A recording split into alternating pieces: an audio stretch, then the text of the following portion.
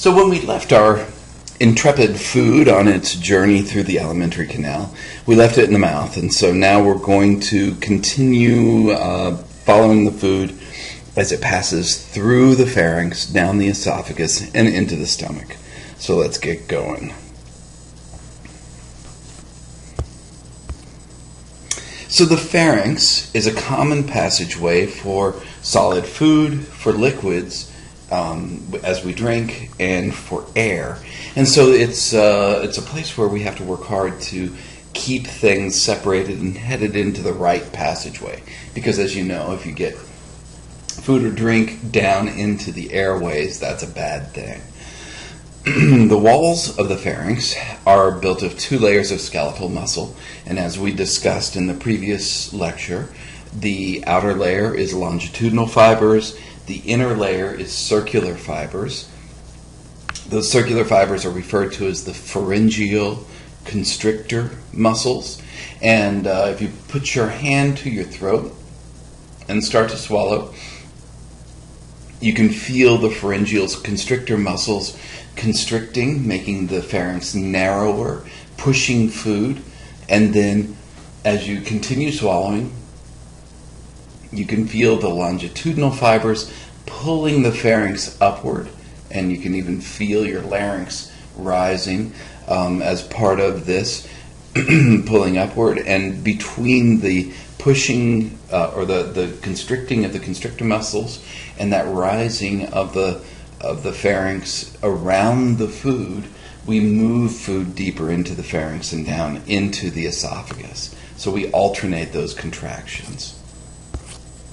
Swallowing is also referred to as deglutition, is the movement of food from the oral cavity down into the stomach. And there's a lot of muscles that have to get involved in this. So the tongue, the soft palate, the muscles of the pharynx, and the esophagus all go to work. And that's more than 22 separate muscle groups that do this. And we can kind of divide the actions of swallowing into 3 stages of activity. First is the buccal phase. That's the part that is associated with the mouth. The buccal region is the cheeks, when we learn regional and anatomical terms. There's the pharyngeal phase, working with the pharynx, and then the esophageal phase. So let's first look at the buccal phase. Buccal phase is under voluntary control, so you decide when you want to begin a swallow. And this is the work that's done in the mouth. So during the buccal phase, the food that's been chewed up and mixed with saliva and compacted into a ball of food ready to be swallowed, that process, all those processes of mastication form that ball, referred to as a bolus. And so the tongue pushes the bolus of food back toward the oropharynx. This is the transition between the mouth, the oral cavity, and the pharynx. And so we push it back toward the oropharynx. Once the food is in the pharynx, then a reflexive action takes over, and all routes out of the pharynx, except for the digestive tract, are blocked off. So the tongue rises and blocks off the mouth, the soft palate rises, and the uvula blocks off the nasopharynx, the opening up into the nasal passages, and the larynx rises. The larynx is the opening, or right there at the beginning of the trachea. The larynx rises up, and the epiglottis kind of falls down to partially block off the respiratory passages as well. So all of the food then, we've closed off the mouth, we've closed off the nasal passages, and we've partially occluded the opening into to the trachea, so the food has really nowhere else to go but into the esophagus. So we talk about this as the swallowing reflex. It occurs as the food enters the pharynx. Sensory receptors there notice that the pharynx is being stretched, and in response we get the pharyngeal constrictor muscles and the longitudinal fibers going to work. And during all this, of course, because we are partially blocking off the lungs and completely occluding the nasal passages in the mouth, then breathing is momentarily inhibited. But as soon as we are finished swallowing, then we can go back to breathing again. And then last of all is the esophageal phase, also an involuntary response. Oh, and I forgot to mention, but it was in the notes, that this involuntary response is all managed by the swallowing centers that are in the medulla oblongata and in the lower portions of the pons.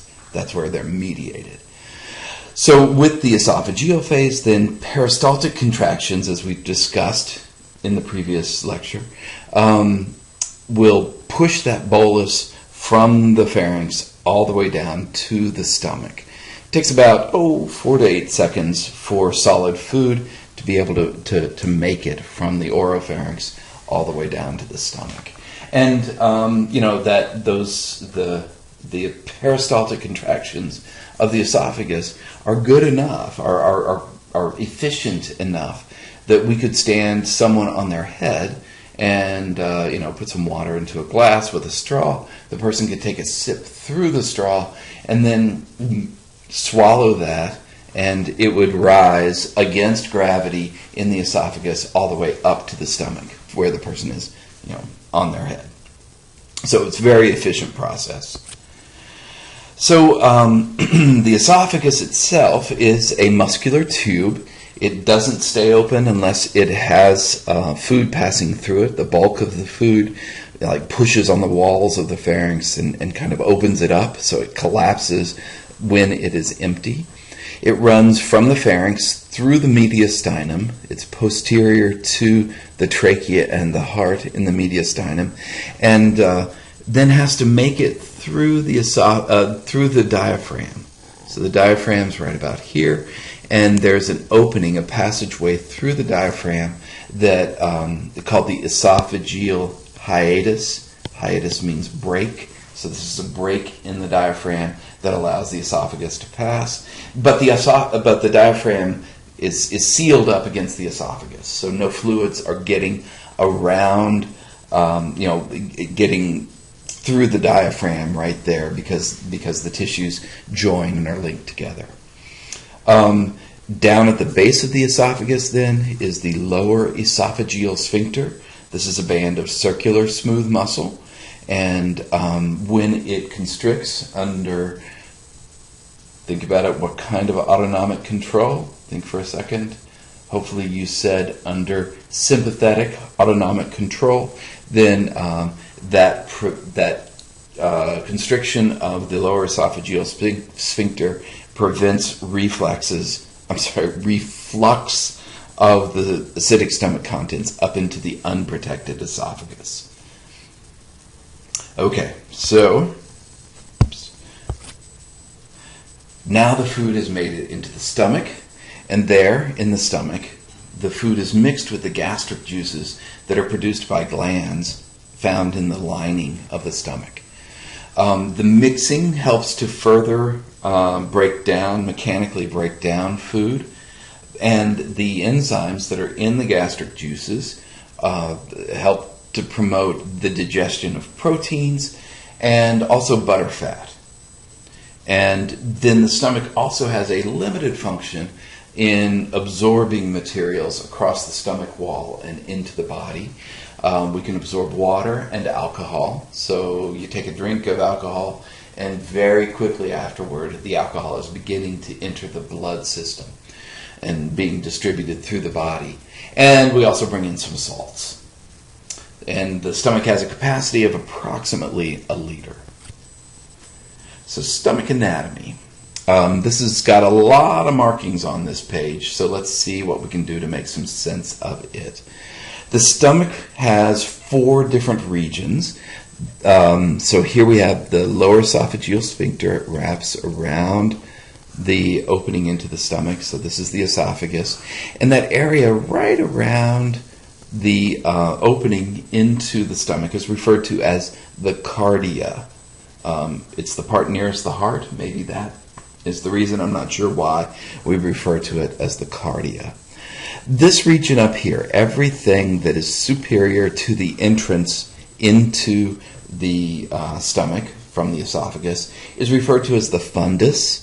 The uterus also has a fundus, so if that's the top of the uterus, here are the uterine horns coming in, bringing, they've got the eggs over here, so here's the ovary, makes eggs, the eggs travel down the uterine horn and enter into the uterus, and everything that's above the openings of those uterine tubes, I'll draw it in here in dark, that is referred to the fundus as the fundus of the uterus. The urinary bladder also has a fundus. So anything superior to that opening in, that's a fundus.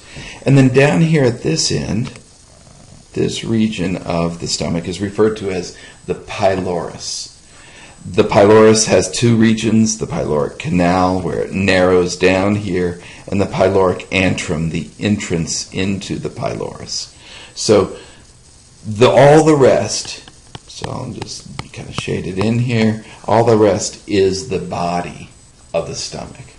So we have the cardia here, the fundus, the pylorus, and the body. So that's these terms here. And here near the pylorus, we have the pyloric opening. That would be the passageway between the stomach and the small intestine. And it's sealed by the pyloric sphincter. So both the esophagus and the pyloric sphincter, under sympathetic control, will constrict to ensure that food remains in the stomach, the acidic contents don't belch back up into the esophagus. And then when we're ready to move the partially digested food out of the stomach, then the pyloric sphincter will relax and allow food to flow into the first part of the stomach, which is referred to as the duodenum. And then the last bits of labeling we have here are the gastric folds. So the inner lining of the stomach is thrown up into these folds. Those, as they rub together, help to further mechanically digest the food, and it allows the stomach to stretch without breaking that inner lining. So it gives provides a little give to the inner lining. And then last of all, the inside curve of the stomach is the lesser curvature. The outside curve, because it is so much longer, is the greater curvature. Okay, so that's anatomy. Let's look at the stomach wall structure. As we've seen everywhere else in the alimentary canal, the inner layer of the muscularis is circular, the outer layer is longitudinal. But here in the stomach, there can be a third layer in between the circular and longitudinal muscle, where the fibers run at an oblique angle to the longitudinal fibers, and that just gives extra strength to these portions of the stomach wall, so that the contractions are even more powerful and really aids in mixing up the stomach contents. And as I mentioned, the inner lining is folded up into these rugae. All right, so what are the gastric glands that are associated with the stomach? And there are three types of gland cells. There are the parietal cells that are in the gastric glands, and the parietal cells produce hydrochloric acid. As we secrete it into the stomach contents reduce in pH down to about somewhere between 1.5 and 2. They also produce intrinsic factor. Intrinsic factor is a hormone that tells the small intestine, hey, if there's B12 in here, let's get as much of it out of the food as we can and get that B12 into the body. B12 is an important vitamin for cell reproduction, among other things. Mucus cells are associated with the gastric glands. These mucus cells produce mucus that's very alkaline. So it's basic, it helps to, it kind of stays against the stomach wall and serves as a bit of a barrier between the stomach contents and the muscle and the epithelial layers of the stomach wall. And it helps prevent them from being damaged by the acids or the digestive enzymes. And then last of all, we have the chief cells. And chief cells produce three different enzymes.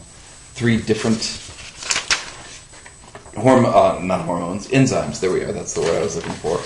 The first is pepsinogen. Pepsinogen is a protein that has no activity. But when the pepsinogen is released into the acidic contents of the stomach, the acids will change the structure of pepsinogen. It denatures it, or it causes the protein to unfold in a way that converts it from being an inactive. Sorry, we got a scratching dog here in the house, so that's that noise there in the background. It converts the pepsinogen from an inactive form into an active form, pepsin. And then pepsin can run around in the stomach, and when it encounters proteins, it will start breaking them down into shorter and shorter strands of amino acids. So the proteins are chemically digested thanks to pepsin.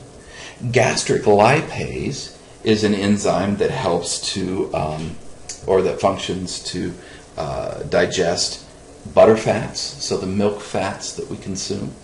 And then the chief cells also produce intrinsic factor, helping to support vitamin B12 absorption. So why do we go to all of this trouble to produce a non-active form of pepsin? And what is that about? And the challenge for a cell in producing enzymes that will break down proteins is that as you make the enzymes, then they will start breaking down the proteins that are making the enzymes. So, having an enzyme that kills proteins or that digests proteins is a problem. And so by producing an inactive form and only activating it when it encounters that hydrochloric acid, it helps to prevent any damage to the cells that are making pepsinogen, and it prevents damage to the stomach wall as well. So here's the stomach wall, and we have this layer of alkaline mucus. Out here we have lots of hydrogen ions. That's what makes it acidic. Plus we have now pepsin, that is an active form of pepsin. And if these hydrogen ions come to try to damage the cell, or not to try, but come into or toward the cell, the wall of the stomach, then the base that is in the mucus will neutralize it, making it not a damaging, rendering it undamageable, damaging. If these pepsin molecules come and make it to the mucus, then they too will be inactivated, because once they get back into a basic environment, then it reverts to an inactive form of pepsin. And so, once again, the stomach wall is safe. It's prevented from receiving any damage. So how then do people get ulcers? Well, ulcers are the result of bacterial infections, and the bacteria that does this is called Helicobacter pylori. H. pylori. Pylori. So named, I suspect, from the location that it was found in first, in the stomach. But if the bacteria invades and starts to mess with the stomach wall, it can create a zone where the mucus is not being produced by the cells, by the mucus cells. So now we have this zone where there is no mucus. And then, so here's the mucus continuing on. And so then both the protein lipase, not lipase, but pepsin, can come and attack the proteins of the stomach wall, and the hydrochloric acid can come and attack. And that causes the damage that we see with an ulcer. And as the pepsin and the hydrochloric acid eat through to the submucosal layer, then we start eating away at the walls of the blood vessels, and then blood begins to pour into the stomach. And, if it's a really bad ulcer, then the person will start vomiting blood. If it's not so bad, it's going to always cause a lot of pain, but we'll see blood arriving in the fecal material. So a stool sample can help to determine that, there's bleeding somewhere in the digestive tract. So last of all then almost last of all, is how do we regulate the stomach secretions? And there are 3 stages of stomach secretion regulation. The first is referred to as the cephalic stage because this is all in the head. This is all in your brain. This does not require any food to be in the mouth or the stomach in order to initiate the cephalic stage. Although as we're chewing, then the cephalic stage is definitely influencing stomach secretions. So if we smell food, if we see food, if we think of food, or if food is in the mouth, then the cephalic stage is initiated. Prior to any of the stimulation, the stomach cells are producing a hormone called somatostatin. Somatostatin inhibits secretion of the gastric glands. But when you notice or think about or smell food, then parasympathetic stimulation from the brain will inhibit somatostatin production. And this makes sense. Parasympathetic, because remember that's rest and digest. So parasympathetic stimulation is going to stop the production of somatostatin, and the gastric glands will begin to secrete. Chewing will really get those gastric glands cranking out fluids, because then we know that food is on the way for sure. The second phase is referred to as the gastric stage.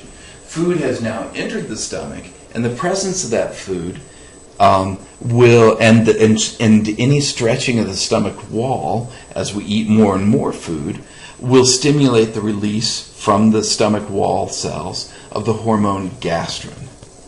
Gastrin feeds back on those gastric glands and really gets them to crank out a lot of hydrochloric acid, pepsinogen, gastric lipase.